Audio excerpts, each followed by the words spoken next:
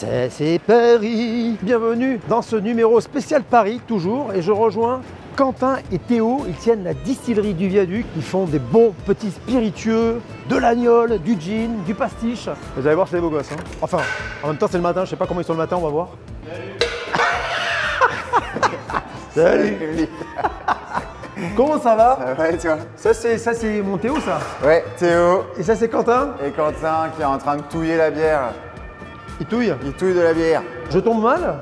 Non, pas du tout, là on est en train de faire une autre vie de bière là. T'es arrivé pile au moment où il reste un dernier fût dont tu vas t'occuper. C'est pas vrai, je vais mettre la main à la pâte. Tu vas mettre la main à la pâte, tu vas nous remplir tout ça et puis après on va mettre le chapeau. T'es mignon, tu vas nous remplir tout ça maintenant? Et on va lancer le brûleur et c'est parti. Bon mais c'est canon. Et votre histoire en quelques mots? En quelques mots, nous avec Quentin on est des Nantais d'origine et ça fait depuis maintenant une dizaine d'années qu'on vit à Paris. Ouais. Et puis il se trouve que à la suite du Covid, la classique, hein, on a commencé à se poser des questions. Existentiel forcément. Pourquoi? D'où on vient? La poule, l'œuf, le dinosaure. On s'est surtout dit qu'on voulait boire des trucs plutôt cool et donc du coup on s'est lancé le défi de la distillation. Ah, j'imagine bien en soirée comme ça, les 3 verres, on débrief. Ouais. Hey, on va lancer une distillerie. La petite discussion de 4 h du matin où on se dit est-ce qu'on distillerait pas de la pomme de terre de Noirmoutier, la classique. Après le petit parcours qu'on nous on a fait c'est d'abord d'aller dans le Beaujolais, faire les vendanges. Vous étiez quoi avant? Pardon. À la base, j'étais graphiste. Ouais. Et Quentin, il était responsable digital dans une boîte qui vendait un petit peu de pinard. D'accord. Donc on était un petit peu un pied dedans, quoi qu'il arrive, hein, des consommateurs aussi avant tout. Et à la suite de quoi, en fait, on s'est décidé à aller dans le Beaujolais, faire les vendanges. On est revenu de cette expérience-là et on s'est dit, on va pousser le vice pour faire un petit peu d'études œnologiques. Ouais. Et à la suite de quoi on s'est dit, bon, alors vinifier à Paris, ça va être un peu compliqué. On prend notre petit sac, on part en Bretagne et on apprend le métier de distillation. Vous avez laissé tomber vos tafs? Ouais, petite prise de risque aussi quand même ou ouais, quand même. Ouais, petite prise de risque. Hein. Après, ça s'est fait très rapidement. On est revenu à Paris, on a commencé à chercher un lieu pour s'installer. Il se trouve que l'arche qu'on occupe aujourd'hui s'est libérée au moment où les planètes se sont alignées, on va dire. Et depuis, on a posé nos alambics ici. Quand vous êtes venu là, vous avez dit on lâche rien. On lâche rien, ouais, exactement. Pourquoi Paris?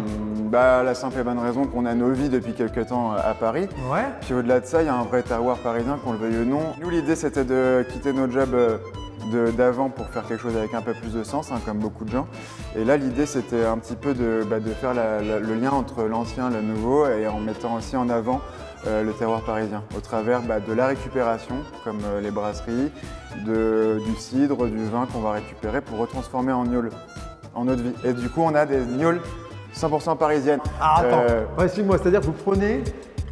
En fait, tout ce qui va présenter un défaut quelconque aux yeux du producteur initial, donc de bière, de vin, de cidre, on va pouvoir le récupérer en tant que matière première, qui contient déjà un peu d'alcool, et nous, avec les alambics, on va pouvoir reconcentrer tous ces alcools et ces aromatiques pour en faire de la bonne gnôle. Le mot d'aujourd'hui, c'est revalorisation, mais on fait rien de plus que ce que faisaient déjà les anciens. Après, ça fait des décennies que ça existe de distiller maintenant, mais en fait, ça s'est un peu perdu avec le temps de dire qu'on fait des eaux de vie de bière, des eaux de vie de vin, mais en fait, c'est rien de plus qu'une eau de vie de bière peut devenir un whisky, une eau de vie de vin peut devenir un cognac, et une eau de vie de cidre, c'est en fait un calvados.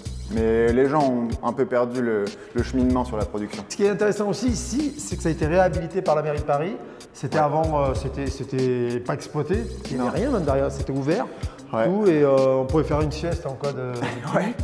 À la base, en fait, c'était un viaduc qui faisait le lien entre Bastille et les Bois de Vincennes. Ouais. Et donc, c'était vraiment, pour le coup, une voie de chemin de fer aérienne. D'ailleurs, ça a été une inspiration pour la High Line à New York. Début du 20e, ça a commencé à tomber en décrépitude. Et puis, en fait, c'est depuis les années 80 que la mairie de Paris a réhabilité le lieu pour en faire une vraie place de l'artisanat. Au centre de Paris. On est complètement au cœur de Paris et c'était un vrai enjeu de venir s'installer ici. Il faut quand même s'avouer qu'à un moment donné, on a fait un peu le parcours des bières craft et d'aller regarder du côté de Pantin, Montreuil. Mais la chance nous a été donnée de nous installer ici, donc on est super contents. J'aurais pu prendre le choix d'aller en dehors de Paris, dans la petite périphérie. Et comme Nicolas Julès, que je suis allé voir, distillerie de Paris, lui, ça a été la première distillerie parisienne, vraiment intramureuse dans le 10e. Oui. Il a un peu ouvert la voie parce que maintenant vous êtes quelques-uns sur Paris à distiller. Oui, grâce à Nicolas, depuis 2015, les distilleries sont devenues légales au centre de Paris. Ouais. On est 4 distilleries au centre de Paris, bientôt 5 qui va bientôt ouvrir du côté du Louvre. On a monté un projet qui s'appelle le Paris Distillery Tour où en fait, on a créé j'ai vu la petite un itinéraire, une map qui nous cartographie les uns les autres. Et donc on a ensemble constitué ce petit projet. Il y a L'Arbre Sec du côté du Louvre, on a la distillerie de Paris que tu connais déjà, l'Alambic parisien dans le 20e, Bacaé qui est juste à côté de chez nous dans le 2e arrondissement, la distillerie du Viaduc bien sûr, et Maison Hamel qui lui fait des pastis de macération. C'est beau, une belle équipe, ça c'est fraternel, ça c'est bien ça. Ouais. J'aime bien Good Spirit ça. Bon les gars, moi je suis là, pas pour acheter du terrain, parce qu'on sait que le mètre carré à Paris, ça pour le coup, c'est un peu plus cher qu'ailleurs. Donc qu'est-ce qu'on fait? Là ce qu'on va faire c'est que tu vas donc terminer ce qu'on a déjà mis en place avant que tu arrives. Et donc l'idée c'est de terminer le dernier fût de bière. Ah ouais? Que tu vas vider donc dans l'alambic. Ensuite, on va venir fermer tout ça, on va placer le brûleur et puis c'est parti pour la distillation. Hein. Alors aujourd'hui, on distille de la bière qui a une bière issue d'une brasserie du 19e arrondissement. Ok. Et là, c'est une bière qui avait un défaut de fermentation. Donc plutôt que de détruire la matière première, génial. En plus de ça, ça a un coût de détruire la matière première, surtout à Paris, de faire tout sortir, etc. Là, l'idée, c'est qu'on récupère ces fûts-là et on les vide dans l'alambic. On concentre les aromatiques, on concentre les alcools, on sort ce qui n'est plus bon et on garde le meilleur. Je vois que vous avez pris un alambic à ma taille. Ouais. Je trouve ça super sympa. C'est le premier alambic qu'on a utilisé pour expérimenter nos recettes. Il marche? Il marche vraiment. Sur la gazinière de l'appartement. Mais non. On a fait nos c'est pas un truc de déco, c'est vrai. C'est un vrai matériel de travail. Ok, bah pour une fois que j'ai quelque chose à mon échelle. Merci les mecs. En tout cas, donc on va pas travailler sur celui-là, même si ça m'aura arrangé. On va travailler sur un alambic qui lui fait 500 litres. Un vrai de bonhomme. Un vrai alambic de bonhomme. Qu'est-ce qui se passe ici?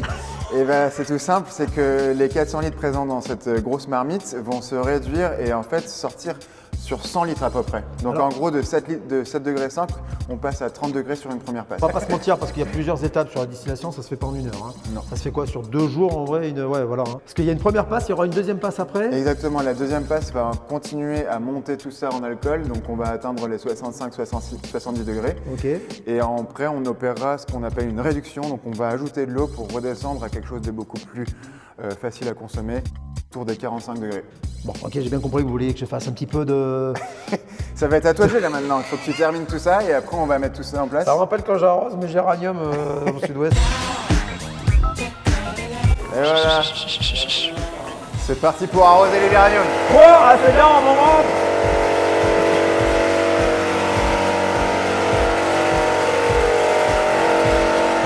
Là, faut que tu fasses le plus de mousse. Ah, mais en fait, faut que je fasse quoi? Et le plus de mousse aussi.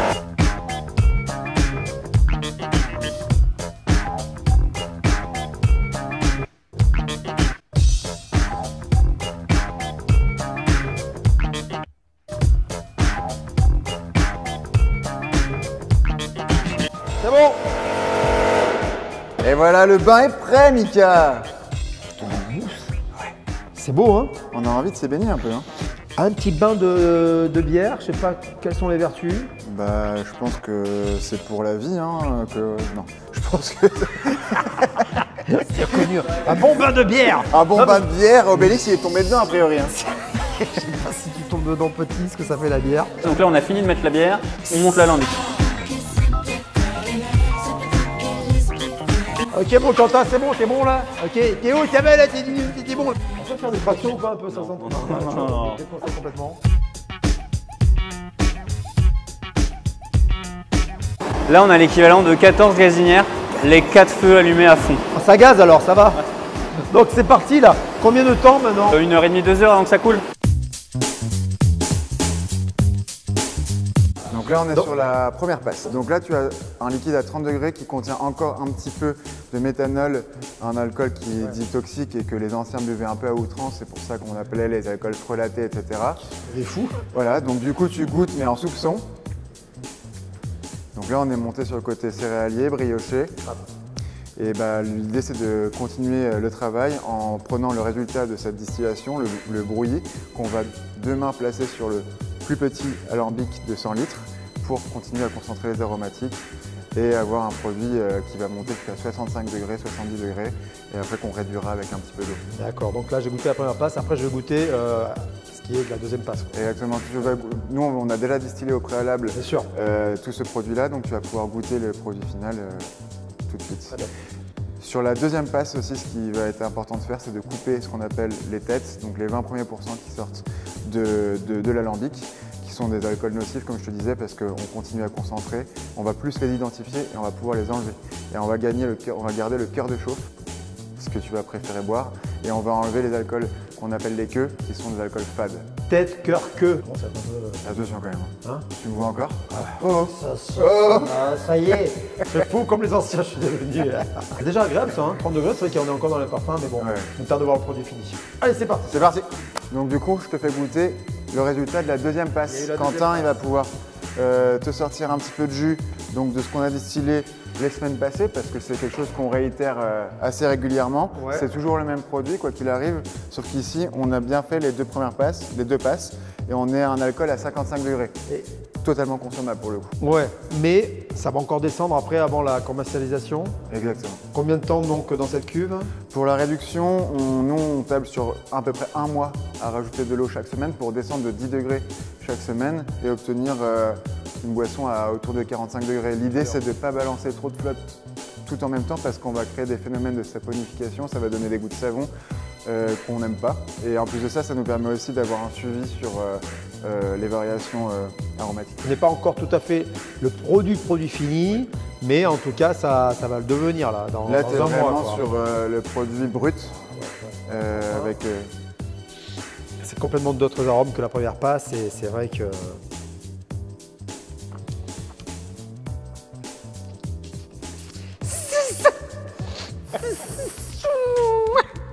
Alors, les gars, les pas de bonne gueule. Non, mais même à 55, moi ça passe, j'aime bien. Hein. Là, on est vraiment sur quelque chose de très céréalier. Ouais. On a même des notes de cacao qui arrivent au fur et à mesure. On a une belle complexité. Et l'idée sur cette cuvée-là, c'est qu'on va la diviser en deux. On va garder une blanche telle que tu bois comme ça, et une autre qu'on va venir agrémenter de peaux de fèves de cacao aussi revalorisées, issues d'un producteur de chocolat parisien. Et on continue notre histoire de revalorisation en fait. Très bien, merci encore de votre accueil, les gars. Jetez sous la main. Il est où Quentin? À chaque fois, il est… Hein Quentin. Il est là. Ah, elle est là. Tiens, voilà. Alors, je vais vous poser moi la dernière question. Oui. Votre définition du terroir, à vous les gars, c'est laquelle? Et pourquoi? C'est de travailler en circuit court pour moi. C'est de vraiment essayer de travailler avec des gens qui ont la même idéologie, la même volonté de faire les choses le mieux possible et à la fin avec des produits qui sont de qualité. Pour moi, c'est genre 1 km², tu vois, en tête, tu vois, avec les piquets, et c'est tout ce qui s'y passe. Tout le cercle, t'imagines vraiment l'endroit où les gens qui parlent, les saveurs, les discussions, l'échange. Maintenant, votre distillerie du Viaduc fait partie du terroir parisien, ça on en est sûr. Hein. On espère. Et les produits qui en sortent aussi. Bon, ben, à bientôt. Ouais. Ah, moi, vous avez vu de quoi je suis capable. Ça vous fait marrer. Je ne vous ai pas ralenti. Je vous ai aidé. Ah bah, on a fini là. Ah bon, d'accord, c'est vrai qu'en même temps, je suis arrivé un peu dans les étapes. Bon, ben, bravo les gars encore pour ce que vous faites. Merci beaucoup. N'oubliez pas, barbu, bouilleur de cru.